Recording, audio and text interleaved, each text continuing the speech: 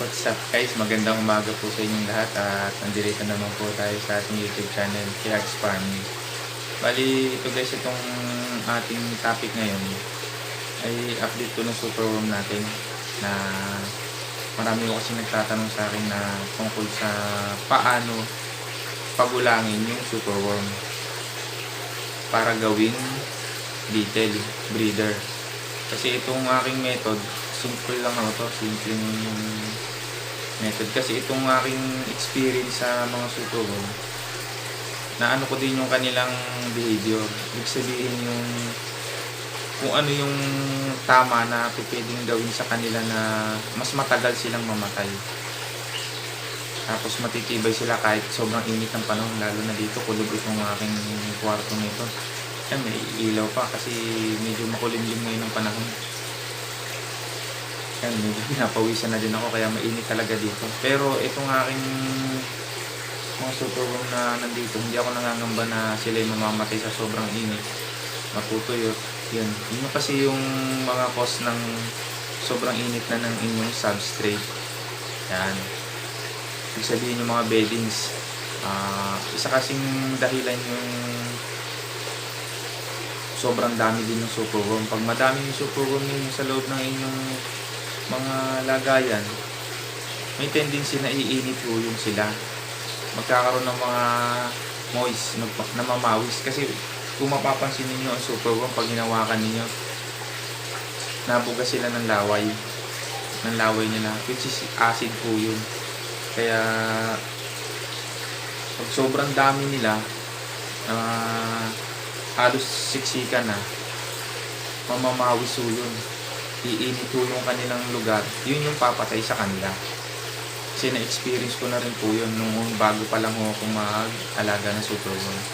Bali, itong aking ituturo, sana may makuha kayong tips dito para makita ninyo kung ilan talagang buwan o araw yung tamang pagpapagulang tsaka selection ng breeder na inyong gagawing details. Kaya tara guys, samahan nyo ako, papakita ko sa inyo yung update ng ating superworm. Sige po. Ayan guys, nandito na tayo ngayon sa ating kwarto. Papakita ko sa inyo yung aking setup. Ayan, bali kagabi pinakain ko sila ng upo. Ayan, madami ho yan. Tapos ito, ayan, medyo madilim kasi ngayon dito sa amin. Ayan, pakwan na tubig ho yan. Kita nyo, ang dami. Pero hindi ako nangangamba na magtutubig at magmo-moist yan kasi subok ko na yung pakwan. Ayan guys, ito naman yung mga drawer natin. Ayan, pinakain ko sila ng upo. Ito guys, teka, tignan natin kung marami na silang itlog. Ayan. Pasensya na guys sa camera, medyo malikot kasi ako lang mag-isa uli dito. Ayan, nag-focus na yung camera. Wala pa masyado ito, maliliit pa ito. Ayan, kung maalala nyo guys, sobrang dami ng ating breeder. Ayan nasa 300 plus to. Kada isang stress natin 300 plus. Ayan ito nga pala guys, yung sa mga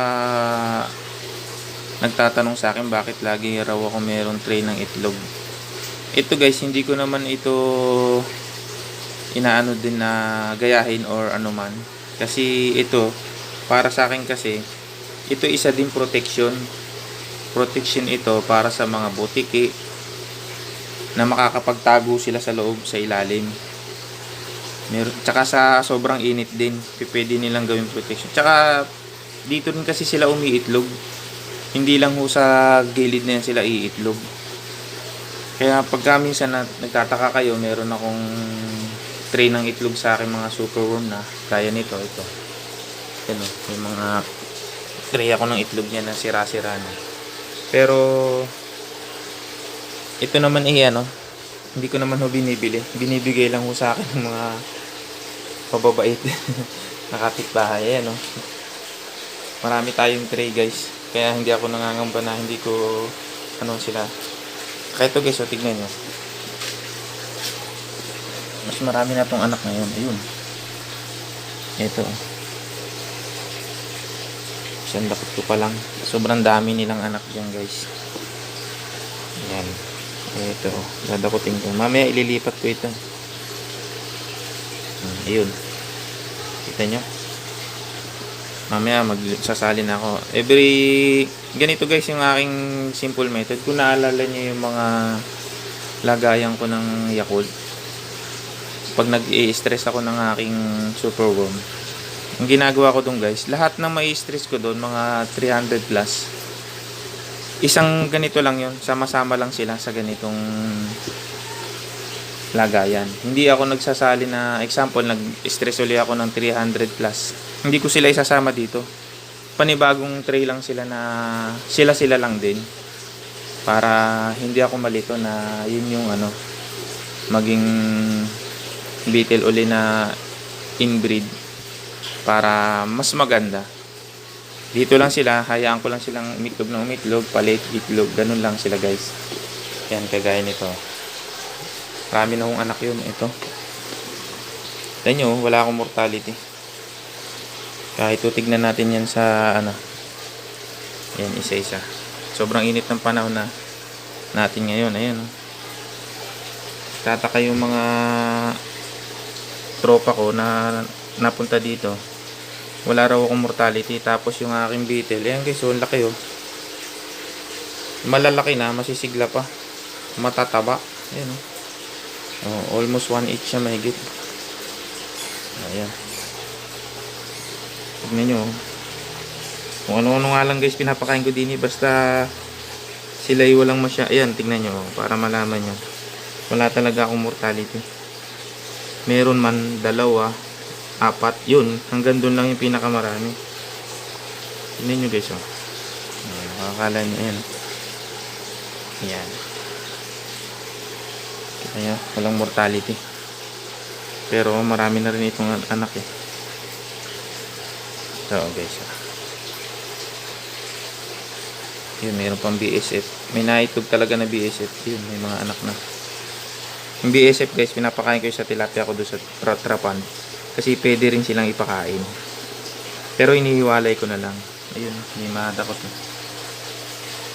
Focus yung ating camera. Pasensya na guys. Dadakot ako din sa gilid na ito. May anak. Ayun oh, sobrang dami. Sa gilid pa lang yung guys, pero pa sa mga gitna. Okay, dami na tayo uling ngayon. Superworm. Ito guys oh. Kagabi kasi nagpakain ako ng ano eh, nilagay ko yan kagabi. Pag uwi ko. Tingnan natin kung marami ding kung may patay. Yun ang ating basehan eh, yung may patay na breeder. Wala dito. Mamaya ko na lang ayusin. Yun guys, walang mortality. May pailan-ilan siguro. Teka. Yan o. Kung naalala nyo guys, yung huli kong in-stress, ito yun. Ang dami na naman nilang anak ko. Nga pala, nakapag-dispose pala ako ng ano sa tropa ko. Mga nasa 25k ata yun. Pieces. Ito guys oh. Ayun, walang mortality. Kahit sobrang init guys ng panahon, walang mortality yung ating ano ngayon ah.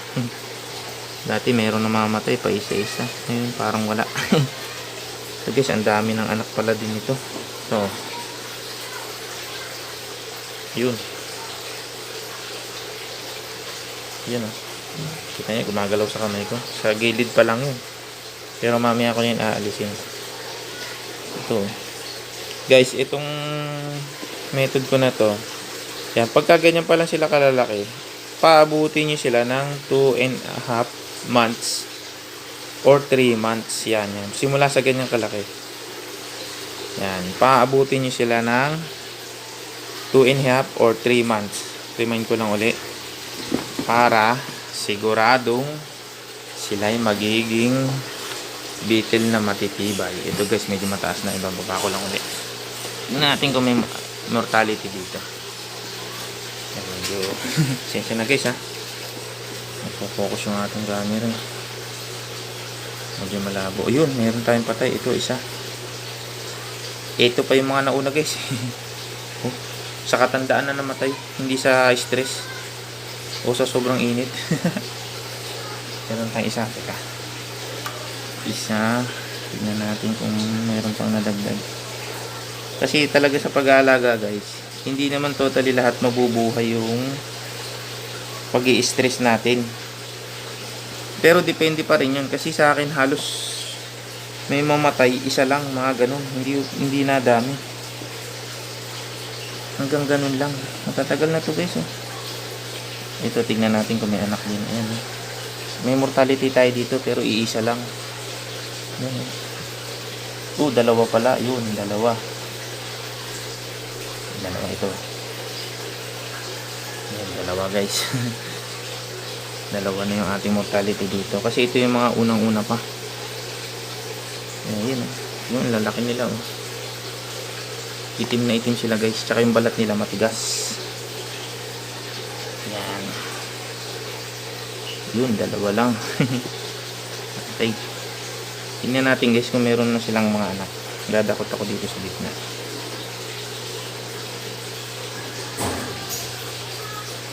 Ayun. Meron, madami na din. Ayun. Sa gitna pa lang yun guys. Dito sa kabila. Ayun, ang dami din pala. Dami na naman tayong super worm. Bali guys, ito pa. Meron pa akong mga, mamaya ko to asikasuhin.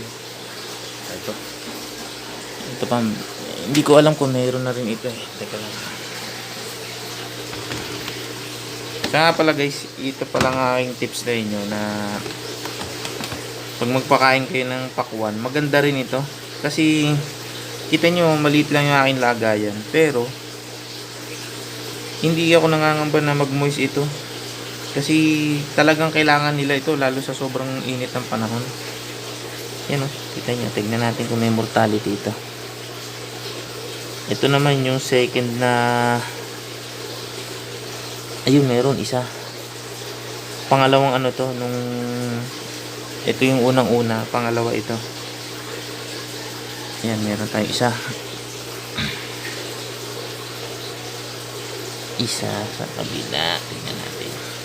Siya na guys, medyo maabusisi kasi talaga ang pagsusuko. Kailangan talaga dito, naka ano ka din. Hindi naman nakafocus, ibig sabihin talagang ano mo sila. Yun. Yan, kita nyo guys, oh, walang patay, iisa lang pala. Iisa, tatlo. Tingnan natin kung may anak din. Dadakot ako din eh.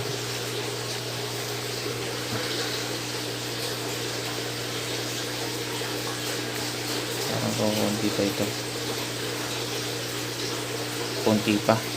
Tsaka nga pala guys, ito nga pala sa mga nagtatanong pa rin aking subscriber. Yan, no? May amag yung aking mga substray. Pero wala silang mites. Amag lang. Nandito pala sa ilalim yung mga anak. Hindi ko madakot kasi medyo maliliit pa sila. Ayan.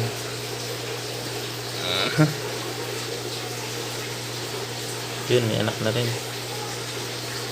Yan. Pag inamag ko guys, normal lang ho yun. Huwag ko kayong mangamba na magkaroon ng amag. Kasi talagang aamagin yan. Gawa ng moist. Yun.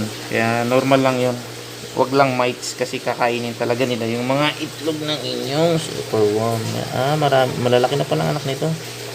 Ito. Malalaki na din. Yung malaki na eh. Ito. Hindi na huli. Mabilis. Malaki na pala yun. Yun ah. Malalaki na. Pwede na rin guys oh.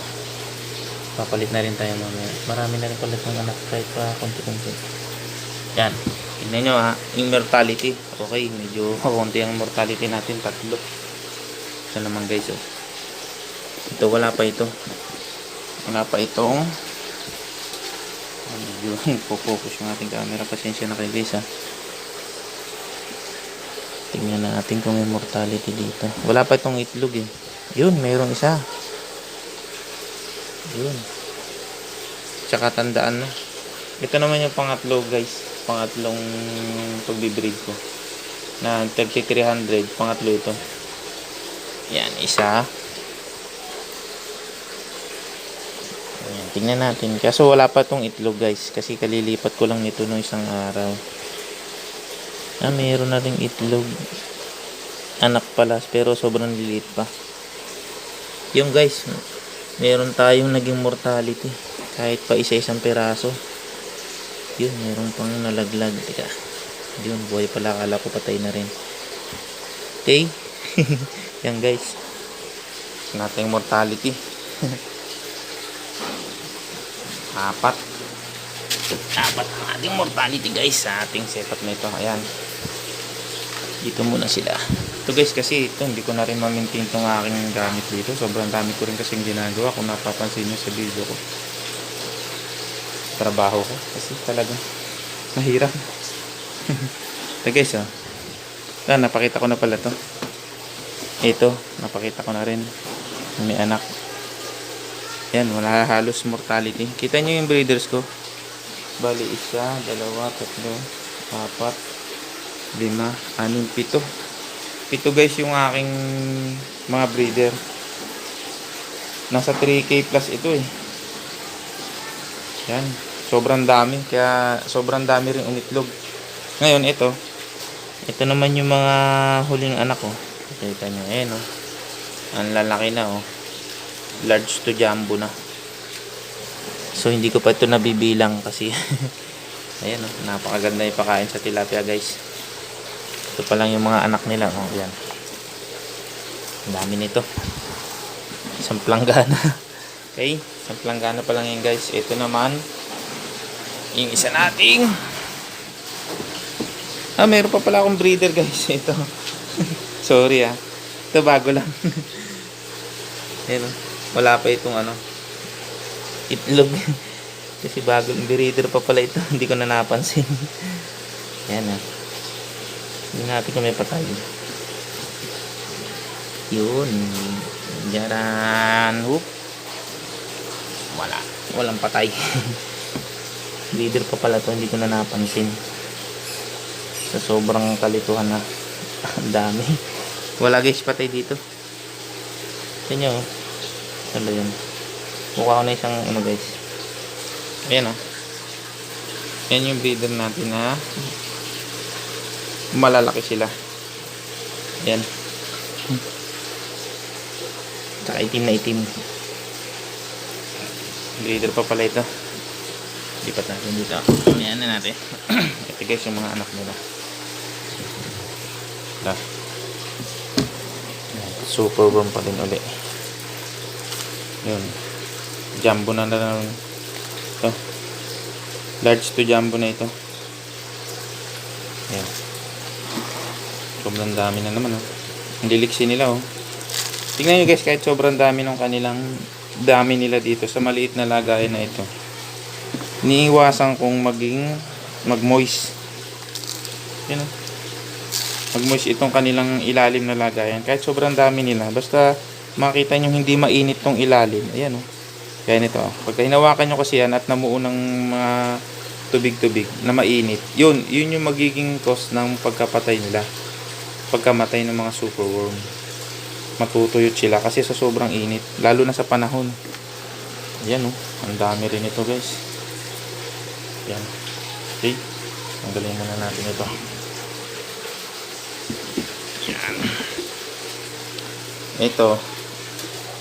Mga anak pa din ito. Superworm pa din.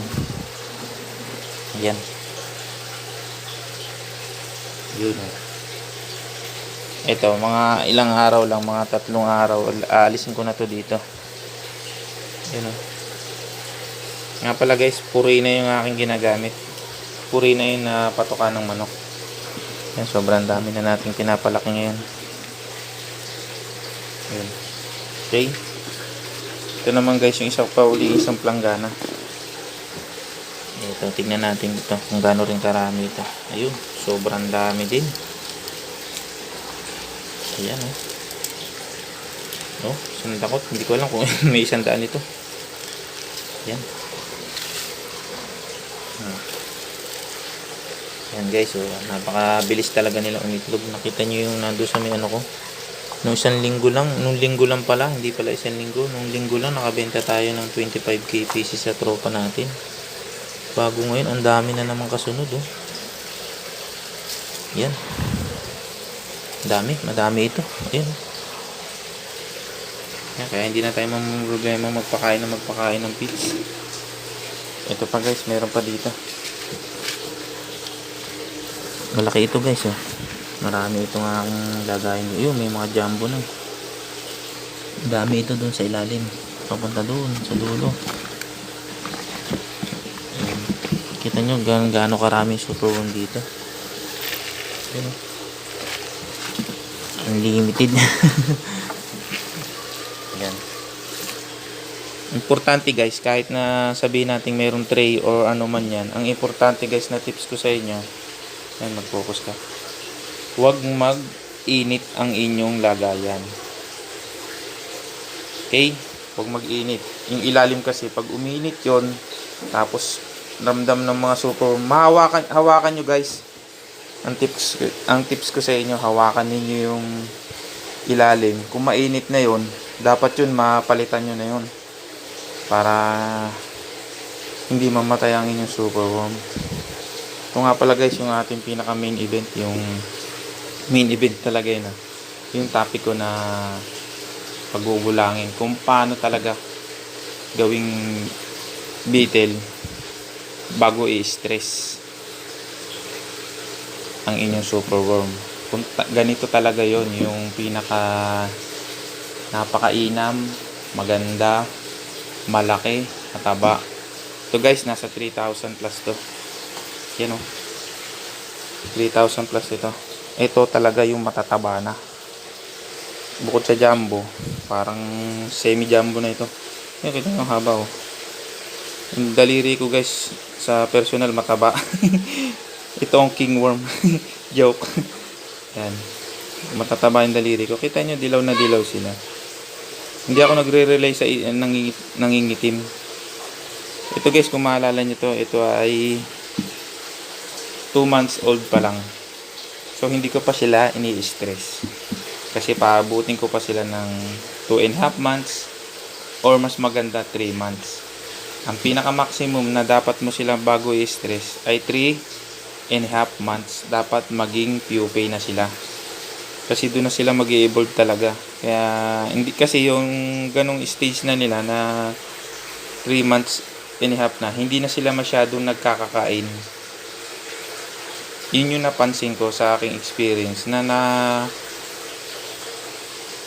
experience ko lang ba na ganun pala, pagka sumobra na yung kanyang gulang, hindi na siya masyadong kumakain. Yan o, kita nyo kagabi naglagay ako pero kinain pa rin nila. Kaya ito guys, mga ayan o, super jumbo talaga to. Kaya wag kayong maniwala guys na pag nakakita kayo ng malalaki na super worm ay pwede nang i-stress. Hindi ko po yun inire-recommend sa inyo para sa mga baguhan makuha talaga ninyo yung tamang gulang niya. Hindi ko mo malaki, okay na. Yan, gaya nito, sobrang lalaki na nito. Pero hindi ko pa to i-stressin. 3,000. Yan o. Kita nyo? Malalakas sila. Ayan o. Purina lang guys ang aking ginagamit. Kagabi naglipat ako nito eh. Pinalitan ko na yung kanilang substrate. Kasi medyo durog na yung mga pino na yung purina. Ito nga pala guys yung purina. May halo siyang mani. Sorry. Yung mais. Yan. 3,000 guys ang aking gagawing beetle breed. Ayan o. Kita nyo, ang lalaki na nila. Nagre-relay ako guys sa kulay nila na madilaw. Madilaw sila na makintab. Tapos talagang yung taba nila, mataba talaga. 2 months ito guys, tandaan ninyo. Paabutin ko pa to ng 3 months. Mas maganda kasi 3 months eh. Yun guys. Ayan o. Ayan, sana may nakuha kayong tips dyan guys kahit pa paano para sa pagsisimula ninyo ng negosyo ng superworm. Kasi ito talagang superworm, napakaganda nito sa ano eh. Una sa negosyo, pwede mo rin tong negosyo, pwede mo ipakain sa manok, pwede mo ipakain sa mga feeders, sa tarantula, gecko. Ito po sa akin ay sa tilapia. Napakaganda nito sa tilapia, guys. Yan oh. Diba, ang lalaki na nila oh. Ang tataba na. Totally pwede na rin itong i-stress. Pero hindi ko yung ginagawa kasi madali silang mamatay. Magiging pupae sila pero madali silang mamamatay. Mga estimate ko lang mga 4 months. Yun na yung pinakamatagal nila. Ayan. Pero pag sa akin, hindi ko talaga pag pinagulang ko talaga ng magulang, matagal mamatay guys eh. Kasi hindi naman sa ito last year February pa ako nagsimula. Yun yung mga una kong taka ako bakit gano'n. Ang tagal mamatay pa isa-isa lang. Kita nyo naman kahit sobrang init ng panahon dito. Yan. Tapos meron pa tayong mga ayuda guys. Ayuda para sa superworm. Yan yung mga kapitbahay kasi tayo nagtitinda ng gulay, prutas. Yan. Binigyan na naman nila ako ng pakwan. Yan guys oh. Ito guys ay napakaganda sa breeder ito kasi matubig. Ibig sabihin na matubig, hindi sila mauuhaw. Kahit minsan nga kung maalala nyo, kasi sa Batangas ako nagtatrabaho, ilang araw akong wala dito, minsan 3 days 4 days. Pero tinitignan lang ni Mrs. yung kasi minsan may nagbibigay nga ng gulay, nilalagyan lang niya yun. Hindi ko na monitor pero hindi ako nangangamba kasi talagang hindi sila mamamatay. Yan. Sige guys, mamaya na lang ulit papakainin ko muna itong ating superworm. Pero madami pang pagkain, mamaya na lang sigurong hapon. Yun, ito lalagyan ko ito. Kasi talagang guys, drawer. Hindi ko pa ma-extend ito kasi hindi ko pa nagagawa yung aking sa kabilang bahay, hindi pa tapos guys.